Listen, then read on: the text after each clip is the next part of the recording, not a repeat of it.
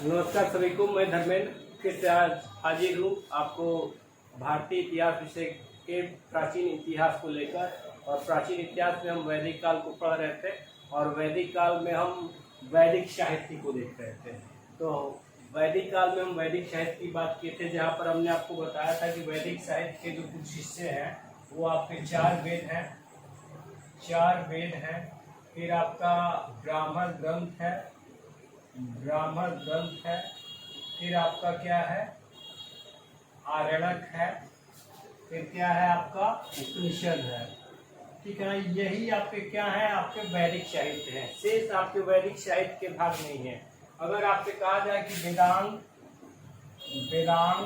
पुराण, फिर स्मृति ग्रंथ, क्या ये वैदिक साहित्य के भाग है? तो नहीं है, ये वैदिक साहित्य के भाग नहीं है। सिर्फ यही वैदिक साहित्य के भाग है। उसमें मैंने बताया था कि सिर्फ ऋग्वेद ही क्या करता है, ऋग्वेद ही पूर्व वैदिक काल का प्रतिनिधित्व करता है। यानी कि पूर्व वैदिक काल की जानकारी हम चाहते हैं, तो इसका सिर्फ एक ही स्रोत है और वो स्रोत ऋग्वेद है। यानी कि ऋग्वेद के अलावा पूर्व वैदिक काल के स्रोत कोई नहीं है। यानी कि वैदिक काल को दो भागों में बांट दीजिए। पूर्व वैदिक काल यानी कि 1500 से 1000 ईस्वी के समय की एकमात्र जो जानकारी है वो हमको ऋग्वेद से मिलेगी। शेष यानी कि तीन वेद, सामवेद, यजुर्वेद, अथर्ववेद, उसके बाद जो ब्राह्मण ग्रंथ है, आरण्यक है, उपनिषद है, ये सारी की सारी जानकारी आपको उत्तर वैदिक काल की देंगे। यानी कि 1000 से 600 ईसा पूर्व। यहाँ पर बहुत ही ज्यादा जानकारी उत्तर वैदिक काल में मिलती है। तो आइए वैदिक साहित्य में हम जो चार वेद ऋग्वेद की बात कर लिए थे, अब हम तीन वेद की बात करते हैं। यानी कि सामवेद, यजुर्वेद, अथर्ववेद की बात करते हैं। सामवेद, यजुर्वेद, अथर्ववेद की बात करते हैं। ठीक है, यानी कि हम आज उत्तर वैदिक काल के ग्रंथ, उत्तर वैदिक काल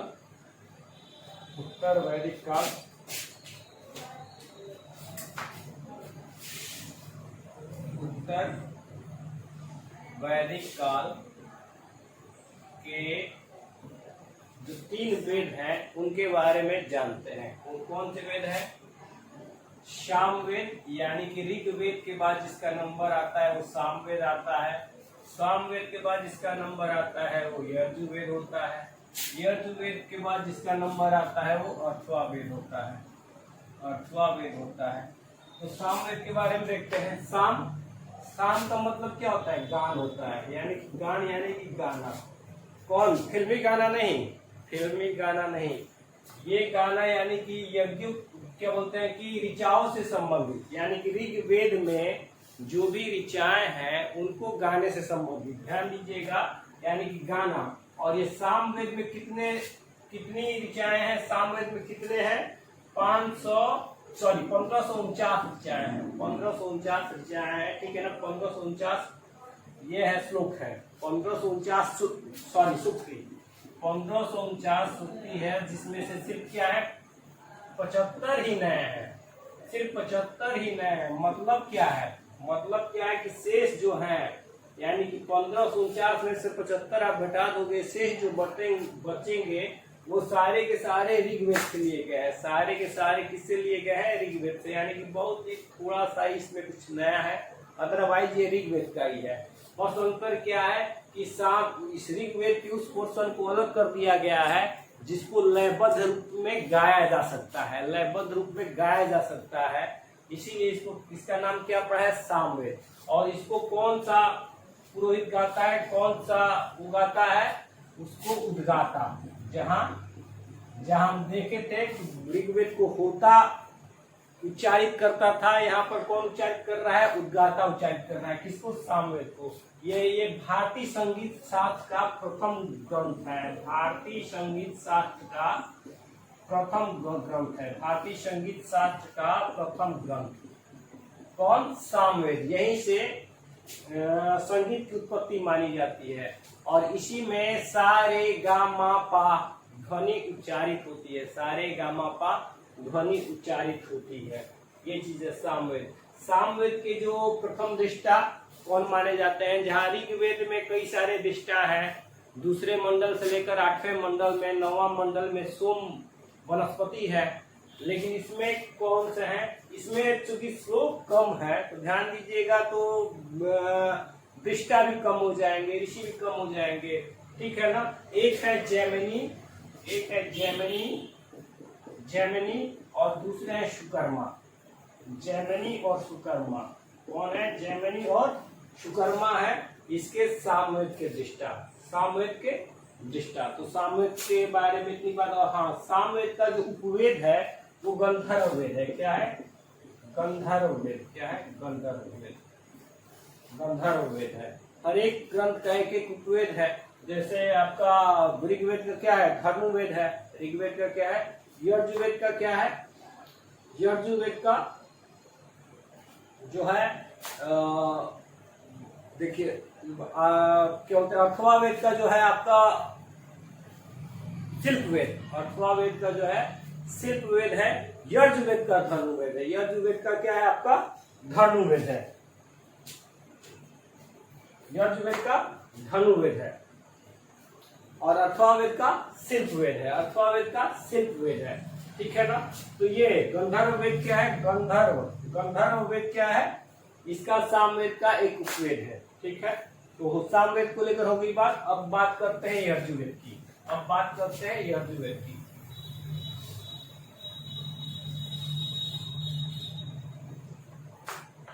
यजुर्वेद की। यजुर्वेद जो है यजुष शब्द से निकला हुआ है। यजुष मतलब क्या होता है? यजुष मतलब क्या होता है? यज्ञ होता है। क्या होता है? यज्ञ होता है। यज्ञ, ठीक है ना। यानी कि यज्ञ से संबंधित जो वेद है वो आपका यजुर्वेद है। क्या है? यजुर्वेद है, ठीक है ना।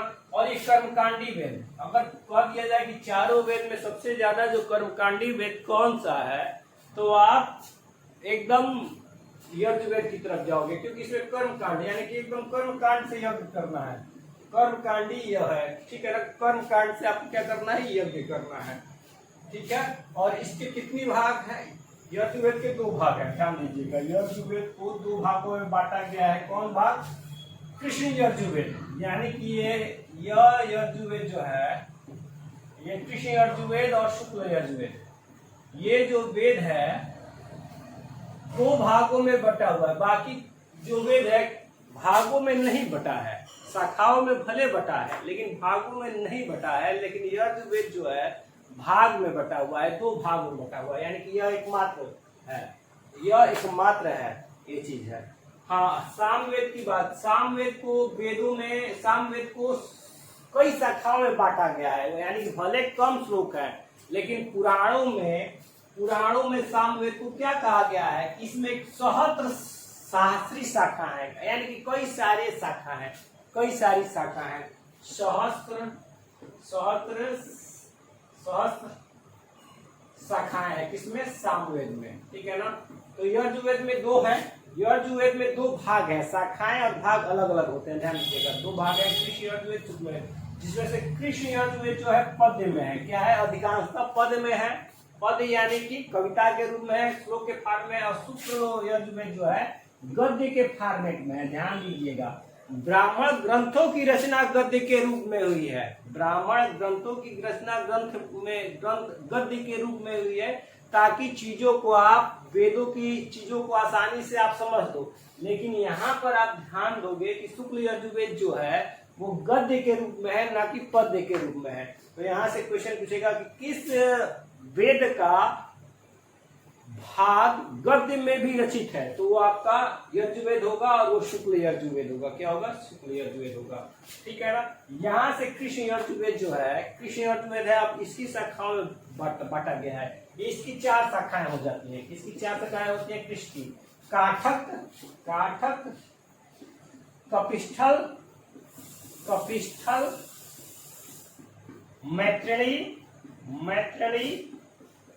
मैत्रेयी और तैतरीय। इसकी 4 शाखाएं हो जाती हैं, यानी कि 4 ब्रांचेस, ठीक है। 4 ब्रांच हो जाते हैं। फिर शुक्ल यजुर्वेद के शुक्ल यजुर्वेद के कितने ब्रांच हो जाते हैं? शुक्ल यजुर्वेद के 2 ब्रांच होते हैं। शुक्ल यजुर्वेद के 2 ब्रांच होते हैं। एक कौन है? एक है कण्व, कण्व ऋषि कण्व, और एक है माध्यायन, माध्यायन, माध्यायन। कर्ण और माध्यायन किसकी शाखाएं है?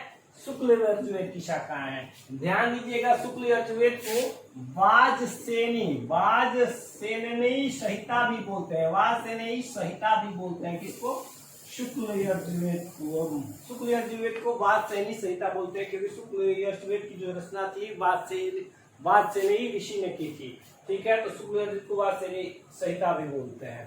तो ये बात हुई शुक्ल यजुर्वेद को लेकर। शुक्ल यजुर्वेद कर्मकांडी है, ठीक है ना।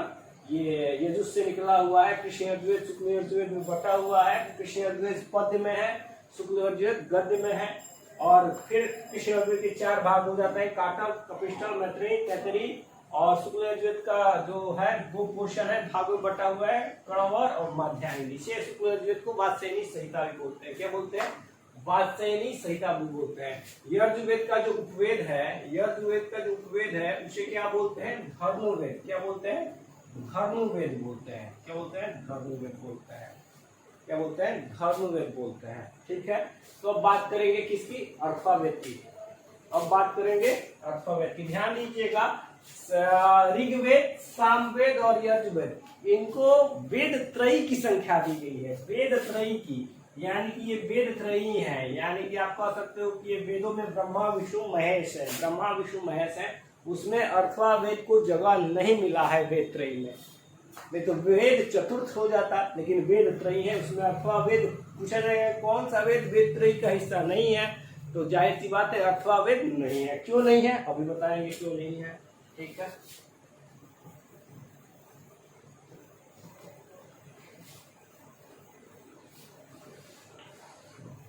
अर्थवावेद, अर्थवावेद, अर्थवा, इसको अर्थवा ऋषि ने रचित किया था। ठीक है ना, तो अर्थवा ऋषि के नाम पर इस वेद का नाम पड़ा है अर्थवा। ध्यान दीजिएगा, अर्थवा। और इस वेद में एक और ऋषि आते हैं जिनका नाम है अंगरीष, जो कर्ण के पुत्र थे। यजुर्वेद में कर्ण का नाम आया था, ऋग्वेद में भी कर्ण का नाम आया था। ठीक है ना, तो एक अंगरीष किसके? कर्ण के पुत्र है, तो अर्थवा या अंगरीष। अर्थवा ऋषि के नाम पर इस वेद का क्या नाम पड़ा है? अर्थवेद पड़ा है। क्या पड़ा है? अर्थवेद। और ध्यान दीजिए कि बाकी जो 3 वेद है, चाहे ऋग्वेद की बात करो, चाहे सामवेद की बात करो, चाहे यजुर्वेद की बात करो, इनका जो विषय है भगवान की स्तुति से है, यज्ञ से है, उनके ऋचाओं को स्तुति के गान से है। यानी कि लगभग विषय एक सा ही है, लेकिन जो अर्थवावेद का जो विषय है इन तीनों से डिफरेंट हो जाता है। इसका विषय क्या है? जादू है। क्या है? जादू है, टोना है, फिर क्या है? भूत है, यानी कि भूतों को कैसे भगाएं। फिर प्रेत है, प्रेत को कैसे जगाएं।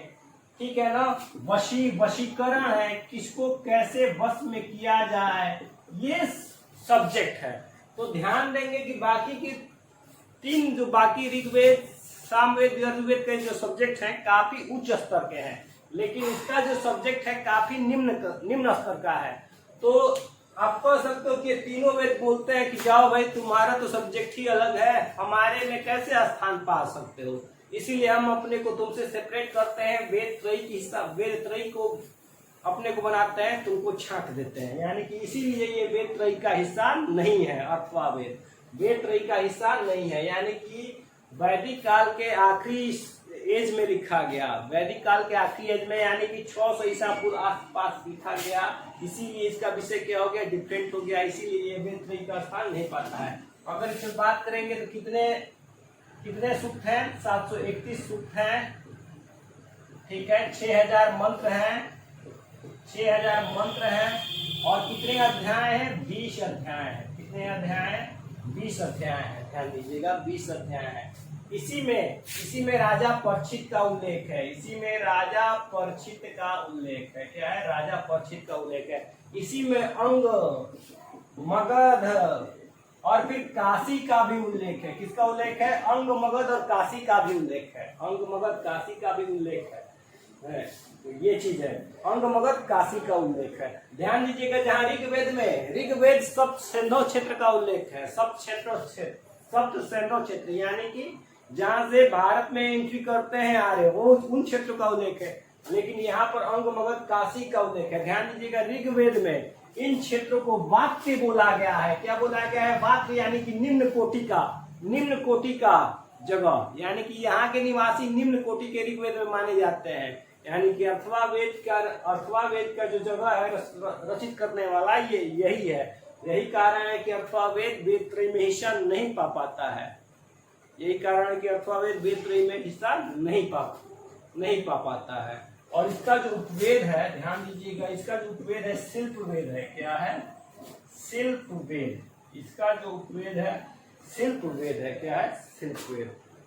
ठीक है ना?